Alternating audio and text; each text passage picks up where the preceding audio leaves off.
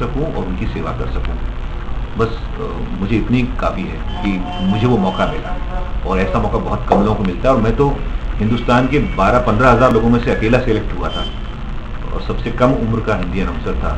तो मुझे तो बहुत गर्व है, मतलब मैं तो अपने आप को बड़ा ही गर्वान्वित और लाडला महसूस करता हूँ। पर अब यादें हैं, कोई वक्त गुजर गया। एक शेर है उर्दू का कि गुजरे हुए ज़माने का तज़किरा ही क्या, गुजरे हुए ज़माने का तज़किरा ही क्या, अच्छा गुजर गया, बहुत अच्छा गुजर गया। टाइम निकल गया, अच्छी बात है। आगे ब्रॉडकास्टिंग भगवान करे और फले फूले। हिंदुस्तान में पुराने गीतों की इम्पोर्टेंस लोग समझें, इन्हें भूले नहीं।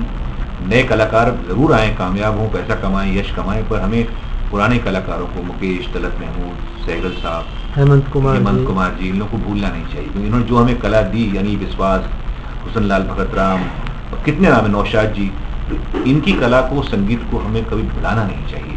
हम कितने भी कॉपी कर लें, इनको हम छू नहीं सकते, ये सच है। जिस तरह से पिता का मुकाबला बेटा कभी नहीं कर पाता, कितना बड़ा हो जाए, वैसे ही इतने बड़े कलाकारों का मुकाबला नए कलाकार नहीं कर सकते। उनकी अपनी जगह रहेगी, उनकी अपनी जगह हमेशा बरकरार रहेगी।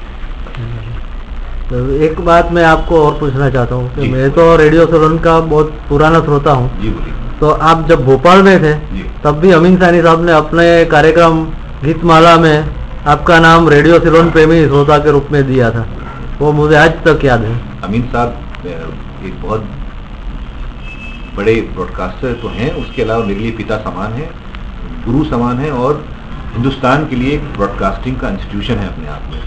उनका बड़प्पन है कि उन्होंने नाम दिया था, क्योंकि मेरी शुरुआत जो मैंने की थी, मैं कॉलेज में पढ़ता था, भोपाल के Hamidia arts and commerce college में, और मैं वहाँ पर शाम के वक्त जाके युवाणी प्रोग्राम में कंपेयरिंग करता था। तो मुझे उस वक्त 1974 में शायद 25 रुपये एक प्रोग्राम के मिलते थे, तो मैं शाम के वक्त जाके प्रोग्राम करता था।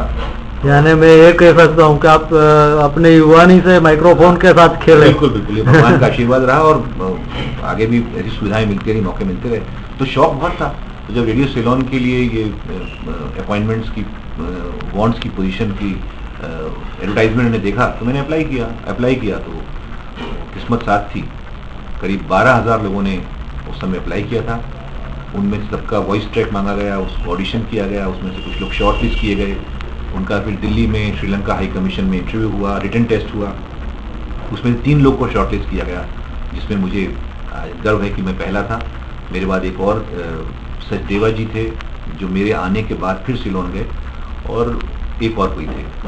तो बहुत अच्छा लगता है कि अपने देश में मुझे चुना गया। मैं अकेला आदमी था और मुझे इतना प्यार मिला। और जहाँ तक मेरी इंफॉर्मेशन की बात है जी, वो इंटरव्यू में ऑल इंडिया रेडियो के डायरेक्टर जनरल से भी कुछ लोग साथ में बैठते थे। वहाँ डीजी भी बैठते थे। श्रीलंका हाई कमीशन के हाई कमिश्नर थे, अमीन साहनी साहब थे। दिल्ली यूनिवर्सिटी के हेड ऑफ डिपार्टमेंट थे हिंदी लिटरेचर के, और एक जनरल मैनेजर होते थे रेडियो एडवर्टाइजिंग सर्विसेज के, हरिहरन साहब, वो भी थे। मुझे अभी तक याद है, सब याद है। मैं 21 बरस का था उस वक्त, और जैसे कॉलेज का लड़का होता है उस तरह से मैं गया था। बड़ा उत्साह था, बड़ी तमन्नाएं थी, खुशियाँ, सपने थे, सब थे। तो सिलोन में जाके ब्रॉडकास्टिंग की, ब्रॉडकास्टिंग सीखी, और नाम भी कमाया और प्यार भी कमाया।